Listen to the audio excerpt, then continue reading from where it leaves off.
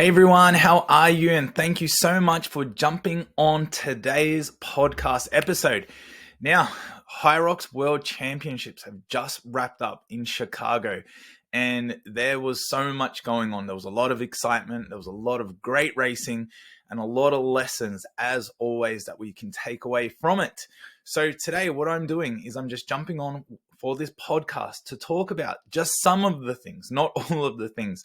There is so much to debunk that happened over the weekend, so many races, so much going on, but we're just going to look at some of the things that we can clearly see, we can clearly take away, because this sport is just moving at a rapid pace. It is growing from a competitive point of view.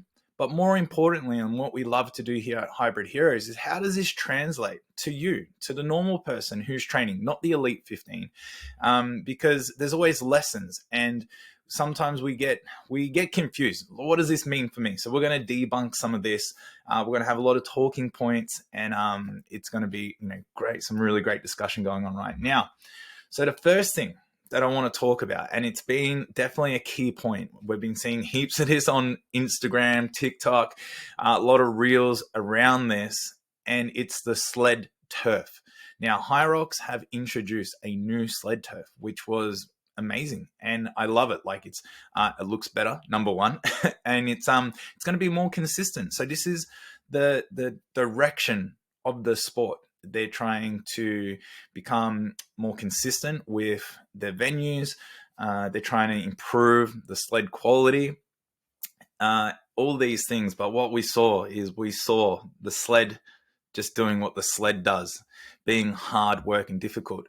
Now with the sled, so if you're not too familiar with what's going on, so new sled turf got introduced, as I just said. But what happened was there was some lanes that were clearly faster than others. So some lanes, and we saw this, it looked like the sled just was not moving. And then some lanes, it was just flying.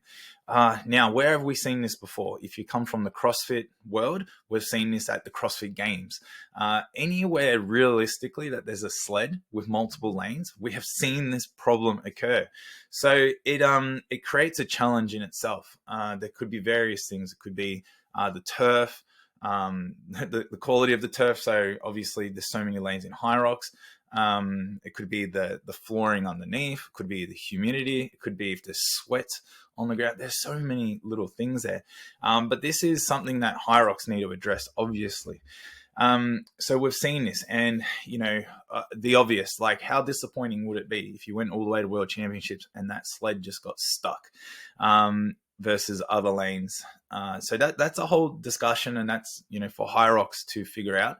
But I guess if you are stuck in that bracket, or if you've seen that, I guess we have to this is one thing that I want us to observe with HYROX. It's such a new sport still. Like 2017 this thing started, and it's growing bigger and bigger, and we have so much to be grateful for HYROX.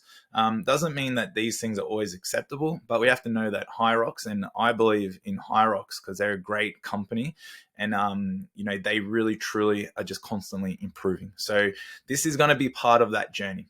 Okay, but what does it mean for us? What does it mean for us? Well, we have data and we have proof now, because myself and our crew, we saw this in New Zealand. We raced in New Zealand, and some of the first lanes were moving quicker. Some of the middle lanes weren't, and I got stuck with this. Now, I'm a stronger athlete. Like I come from a strength background, and the sleds is where I excel. And at New Zealand, this sled was stuck. I went on the sled pull, and I'm like, this thing is just not moving. So what do you do in that situation? What do you do? Do you let it get to your head? Do you slow it down? Do you have an argument? Do you talk to the judge? Do you just waste time, or do you just get on and just pull that sled as quick as you can? And that's what I had to do. I just had to go, it is what it is, right? Now, I've learned this through years of racing in multiple sports. It's like, it is what it is. Like, you have to adapt to the conditions. Now, the sport over the years is going to get more and more refined. But there are so many sports where there are things, right, that happen. So for us all to have an expectation that everything is going to be perfect every single time, and that's what you deserve, it's going against just like, the world, right? It's just not going to be that. There's always going to be a level of things can go wrong, right? And there's going to have these discrepancies. So what do we need to do? We need to prepare for worst case scenario. Now I love it because I made a comment on social media and had quite a few people message me saying, thank God that you said this, because it's so true. It's like, you got to prepare worst case scenario. You got to pull like the heavy sled at your gym. Like, you got to overload that thing every now and then. You got to do strength training. You got to be strong. You got to be prepared for a lighter sled or a heavier sled, quote unquote. You have to adapt to those situations. So if you haven't done enough strength training, or you're not prepared and you're just hoping that, like, for a fast lane, or, anticipating that the sled is going to move a certain way, and then it's not, you could then be caught reacting instead of being in a boat where we can anticipate this thing. Now, it's unfortunate. It sucks. I was literally just watching a reel from, like, even James Kelly talking about this. It's just the nature of the sport. So, again, it's our responsibility to prepare for this situation. There is data now, so this is all we can observe. There is data now, and we've seen it at multiple races, that the sleds can be tough, right? So, and I think that's how it's always meant to be. That sleds are meant to be a strong strength element. So it's like, I would almost dare say the really fast lanes, right, are maybe too fast, right? Maybe we're going back to how that sled should be. It should feel like a drag, literally, no pun intended. It should feel really, really challenging. So, just when we thought this is just the running race and you just got to be able to run fast, it's exciting for me to see. And I know there's probably a lot of people who are listening to this podcast who are strength-based athletes as well, and are like, thank God, let's slow down these runners somehow. So I think this is just something we need to observe, we need to prepare for, and that is what we saw at HYROX World Championships, okay? And this is on the new turf, right? So the fact that this turf is going to be consistently rolled out, there's a good chance that it's going to be consistently, we're going to have slow lanes, right? Unless they do something totally drastic to change that. So one thing that HYROX did say as well is they do test and measure the sled, and there's an acceptable range. So if they do find that the sled's like not moving, they will not use that lane and so forth. But what we saw at World Championships was they saw that it wasn't acceptable, but it's still, the mistake still happened. So, human error. Until AI robots are running this thing, right, there is human error at play still. But HYROX, they do a fantastic job. Like, again, if you've grown up in other sporting events, if you've especially been through a lot of the CrossFit sporting events, HYROX run their events at such a high level.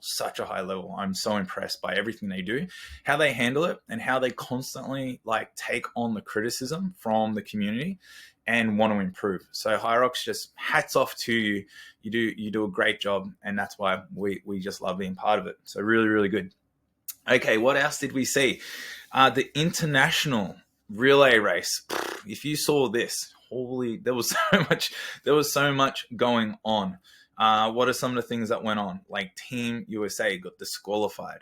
Hunter McIntyre, just being Hunter McIntyre, just being passionate, being a beast, just living up to his brand, of racing's rubbin', Robin's racing, one of those quotes. But, we did see him basically hip and shoulder someone. Like, this is what us Aussies love. We love a good hip and shoulder in footy. But he did it on the HYROX course. And unfortunately, this kind of behavior is not, gonna fly in HYROX anywhere. Now, we've also, so he got disqualified. Team USA got disqualified for unsportsmanlike behavior. Now, I've seen lots of this, even at just like, other events that we've been at, where people are like yelling at judges, where people are like barging past people. Now, the run course, there's freaking 10,000 people that run on that course.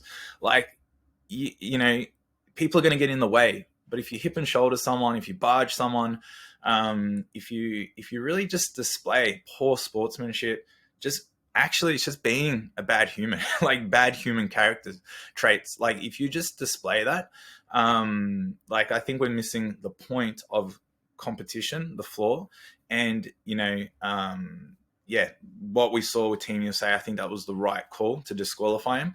I also, love the passion. I also love a bit of a, a bit of an elbow, a bit of a hip, well, not a hip and shoulder, a bit of an elbow is fine. Maybe he could have said some words, but I think when he actually bumped him, and if you haven't seen it, I think the Irish guy cut in front of him. There was something like that. Hunter didn't like it, but he clearly, changed direction, made body contact, and the guy nearly stumbled. Like, he could have tripped, he could have injured himself. It's just not a good look. So what we can learn from that is we always have to remember that we are representing ourselves, we're representing others, right? And, bringing this type of behavior to any kind of HYROX event, any event, just anywhere in life really, should not be allowed. So that was good. I think that was really, really cool thing that we saw there. HYROX just, stay true to their values. What we also saw in this relay race is we saw second and third place cross the line at the same time. And they crossed the line at the same time, and they both couldn't figure out who won, and they both got awarded second. So this goes back to a principle that we always talk about, and something that we train a lot in our training and coaching is transitions, fast transitions. Every second counts.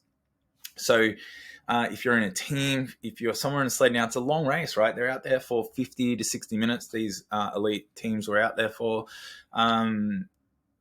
You could make up a second anywhere, right? That's what it came down to. How crazy is that? It literally just came down to, a little bit faster transition there, a little bit, not stopping for a drink there. Not that any of these relay team would have done that, but every second does count. Now, if you are racing, if you're trying to achieve your fastest time, it's another lesson that, transitions are so key, that, those little seconds, those little habits, right, that can cost you big time.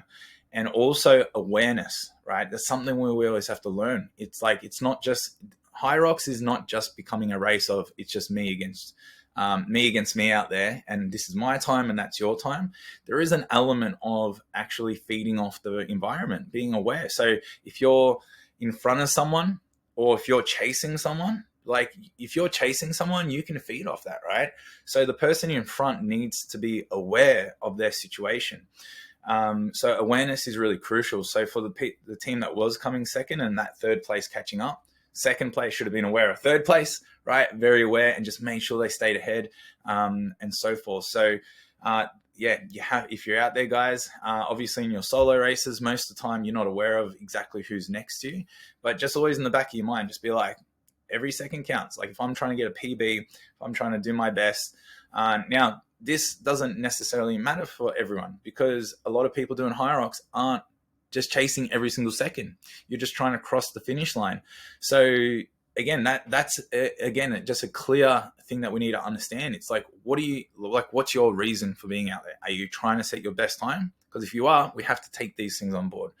But if you're just trying to get out there to achieve your best, right, to be part of it, to have fun, to smile, to cross the finish line, due to a sense of accomplishment, then just know that, yes, I can transition all that, but that's not what I need to do. I don't need to focus on that.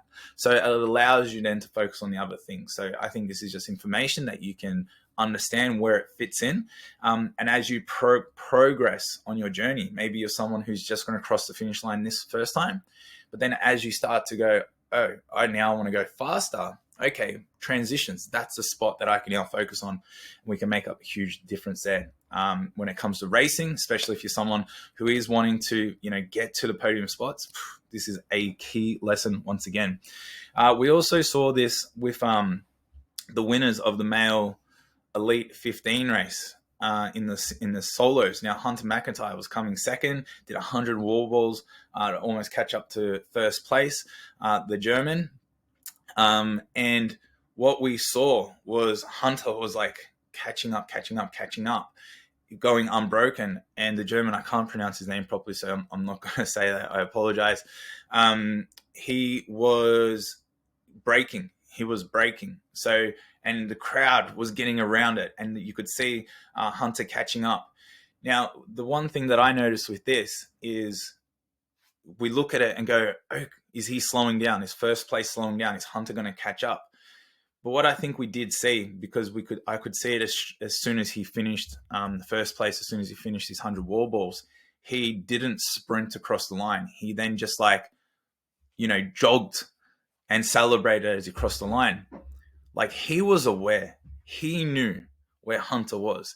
He knew that I did not need to go 100 unbroken. He knew that Hunter was 20 reps, 15 reps, 10 reps behind him. It was very, very marginal at the end.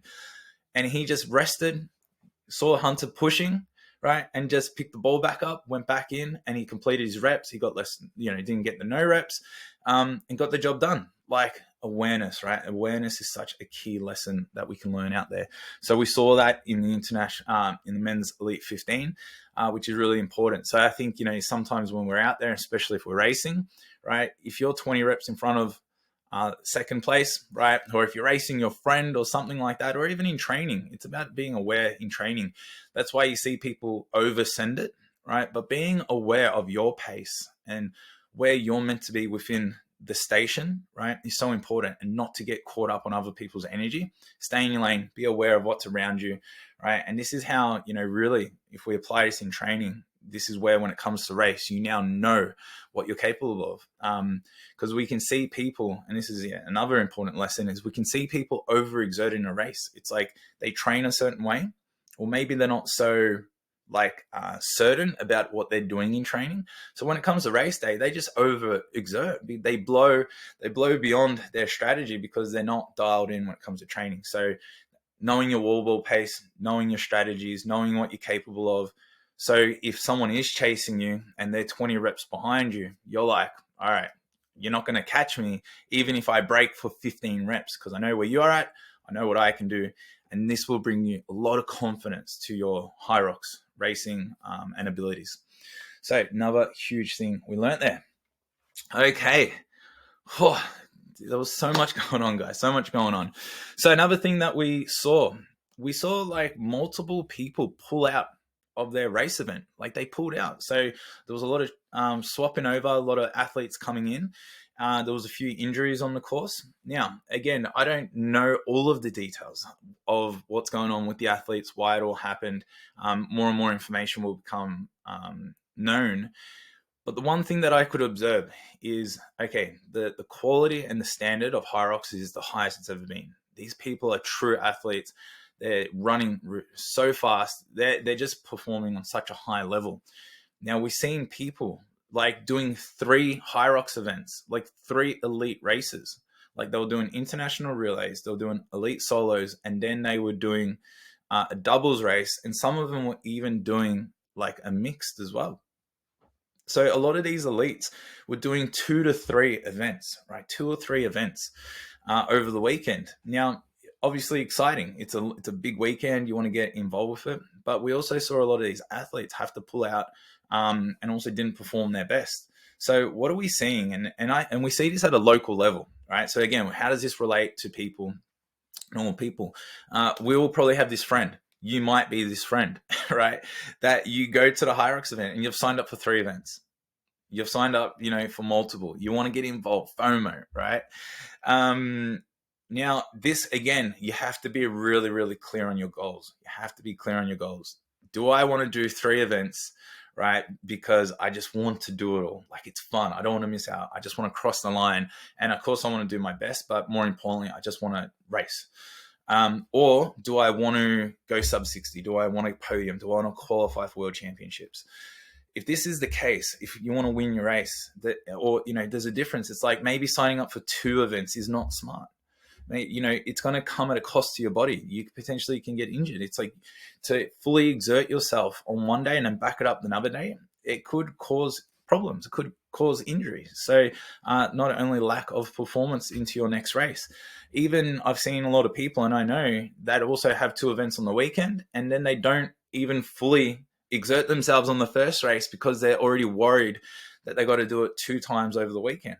So we're seeing, I believe we're seeing this play out, where we're seeing these elite athletes, they just can't do 3 races. Why? Because they're getting injured, because they're not performing, because they're pulling out of races. So I think that's something that we can all start to think about ourselves. And HYROX, for a lot of us now, as it's growing in every country, is not new. Like, it's not brand new anymore. Like, for some people it is, but when I say that, it's, the first time I remember it came to Australia, like I wanted to be involved in it every way I could. Now it's been here for a few years. We've been part of it. Okay, I don't need to do 3 races every weekend or something like that. Now it's like which I haven't, by the way, but I just do one. But it's like that FOMO has sort of calmed down a little bit. So we just get caught up 12 weeks out, 10, the tickets go on sale, and we just get so excited that we're just going to sign up for 2 or 3 of them right away. But the reality is, like, to be conditioned enough, to be fit enough, and then to actually go and perform on that weekend, it's a huge ask. It's a huge ask. So especially if you're, again, a normal person working a job, got other commitments, and then you sign up for 3 HYROXes, like you're gonna stress yourself out in a lot of ways potentially. So I think we should just be focusing on one event, right, and doing it well, or just setting, right, again, realistic expectations on weekend. We had a podcast that he's going to be launching soon that I did with Elliot Fagan, who is doing 10 HYROXes at HYROX Sydney. Okay, that goes against everything, but he's a man on a mission. He's doing it for a great cause, he's doing it for charity, and he's doing it to push himself. So how cool is that? So that podcast is going to be dropping really, really soon. So that's how we should do it. If you're doing 3 or more HYROXes, you should be doing it for a great cause. So I love that. Okay, guys, we got a couple more here to go through. All right, judging. Whew. The judges, it's at the World Championships, talking about HYROX World Championships. The judges were on point, right? Now, judging can be a topic of discussion in many ways. There are rules, there are standards. And at the end of the day, we should just do things the way the book tells us to do it. Now, as someone who's a coach, who's someone who understands a lot about, I guess business as well, let's zoom out. What is like HYROX? Like, so I'm going to talk about judging, but we're just going to zoom out a bit. HYROX, okay? And on an average event, 10,000 people go there. Out of that 10,000 people, there might be 50 people that land on a podium, right? Over all categories, just as an example, okay? So it's such a small percent of people, right, that need that like super strict judging, or it matters, right? It matters. So even if we take out 1,000 people, there are 9,000 people that are there to participate in the sport of HYROX. Not necessarily there to race, not necessarily there to get no repped, okay? And HYROX understand this. HYROX understand that there's a lot of people that are there just to achieve something great, to push themselves, to be part of a community, to join a HYROX training club, to be part of the brand, to, again, be healthier versions of themselves. They're not, HYROX is not there to make sure that, Joanne, who has just lost 30 kilos on her weight loss journey and never used to do fitness, and then found a HYROX community, and because of that has changed her life. She's now mentally happy. She's off antidepressants potentially. She's losing weight. She's changed her life. HYROX isn't there to penalize her because she cannot, right, do a full depth squat at the wall balls. They're there to encourage her. They're there to help her. They're there to put a box under her and say, let's go to the box. But if she can't do it, they're there to encourage her to keep going and do her best. Like, that's an example. There are people there that are clearly capable and then don't squat all the way down. They're the ones that, okay, HYROX are going to have a volunteer there most likely. What's their job? To yell at you and tell you, they will guide you. It's the athlete's responsibility ultimately, right? Because HYROX understand that they just can't go around and just being super strict to everyone just to be a Nazi, right? They're not there to do that. They're there to make you have fun. They're there for you to have an experience, to cross the line, to put the lights on, to make you feel special, right? So we got to understand that. We got to understand, and as a coach, it's so important, because how do I get the best out of someone? It's not just by yelling at them, penalizing them, telling them do it again and make them suffer, right? So HYROX, and I was a judge at HYROX Sydney as well, and HYROX did a fantastic job once again of instructing us how we should judge. And I've been coach for 18 plus years, so I was very experienced in this field, but we were still instructed like if a judge appropriately. It's like, if we obviously hold the standards, hold values, make sure that we encourage, tell people, warn them, give a no rep as needed as per the rules, but also identify who's in front of us. I remember I had a husband and wife doing it at the wall balls in Sydney, they were doing wall balls. Now the wife, like she could she could barely squat, like in general, let alone for wall ball. They were both, slightly overweight. They weren't elite 15, like, but they were doing HYROX, husband and wife. And like, she was quite short as well. She would have been like 4'9" or something. And there she is with the wall balls, and her husband was suffering. She's got this wall ball. She's looking at the target, and she can't squat properly. She can barely throw, and she was getting to the target, right? And they had 100 wall balls to do in front of them. Like, it was crazy. So, was I going to no rep her for every single no rep that she did? I did not. If she could get that ball to the target, like, I was like, that's a win. They did 100 reps. Were they perfect? No. But like, that's an example. Okay. We get that. You understand what I'm saying there. Now, for most people, if you're capable, the athlete, what we do, and this is what I preach again to all my athletes, we preach it to our crew, is we train to the highest standard possible. We have to know the rules. We have to know the techniques. And if we don't, that's our responsibility. That's why we provide the training and the resources in our coaching apps, is we show you the standards. We show you how to do things so you know how to do it. You can ask. You've got a coach there to ask, and we can guide you. Now, if you get to HYROX and your judge is no repping you, there's a good chance it's a no rep. Like, we should train so everything we do is convincing. Like, it's convincing. We can't leave the judge, is that a rep or no rep? We have to always move and perform and complete the reps to the standards in a convincing manner. We have to remove all doubt. That way the judge can't no rep you. So especially if you are training to be elite, if you're training to compete, and then now you have that head judge there, and that head judge is no repping you, and it's like, oh, that judge was wrong and strict. It's like, no. It's like, they're just now upholding you to the highest standards. And that is what HYROX also do, is they will, when they need to, for the right athletes, they will be on your ass. They will have their yellow and red card.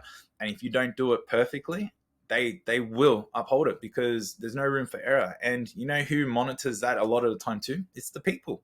Because there's a lot of people, and we see it on social media and all the rest, they call the judges out. They call HYROX out. So HYROX do a good job. And, that's it. Like, so as an athlete, as someone doing it, we just have to set standards. So if you're doing burpee broad jumps, feet must be parallel. Like, do that in training. If you're not doing it in training, you're learning bad habits. Don't expect to then do it correct come HYROX. Okay? You have to start to do this in training. If you're doing wall balls and you're not hitting the X right in the center in training, you're not going to be doing it in HYROX, right? You're going to be creating bad habits, right? This is the lesson that we have to learn. Huge one here, guys. All right. So again, we set the standard. Okay. Whew. Been a huge episode already. Lots of lessons there to learn. So a bit of a wrap up now to finish. What does this mean again for us? It's like, we have to learn that HYROX is adapting, it's changing, right? And what you have to understand, just where you're at. Okay, am I playing to be an elite? Am I playing to race and win? Am I playing to cross the finish line? And I think it's really important that we must then act in line with our aspirations. Okay, because again, HYROX, it's a competitive space, right? There's a lot of people on that course. So we have to always make sure we come in prepared and confident, right? For the judges, for the heavy sleds, for the unknowns. There's a famous, saying from Tony Robbins, if you ever heard of much of Tony's stuff, is we should never react. We should always anticipate. We have to anticipate these things. And it's the people that have the ability to think ahead, always be 3 moves ahead, always anticipate what could go wrong, what can happen, and have a plan and a strategy around it. These are the people that will always succeed more and more often, time and time again. So guys, if you are on your HYROX journey, if anything there really resonated with you and you're like, you know what, like, I need to learn, I need to grow, I need more help with that. That's what we do here at Hybrid Heroes. You can get involved with us. We've got a free online community where we have a great community that you can chat to people. We put a lot of content through there to help you with your HYROX. And if you want to go to the next level and you want training programs, you want guidance, you want coaching, right? If you want more content exclusively for people on our training platforms. We also have a training app, Hybrid Heroes training app, which is incredible as well. So we got lots of ways to help you on your journey. But if not, if you just got some value from this podcast, we've done our bit as well. So guys, continue to train hard, right? Continue to grow and develop as an individual, and always strive for progress over perfection. All right, everyone, we'll see you somewhere on the next episode or at HYROX soon.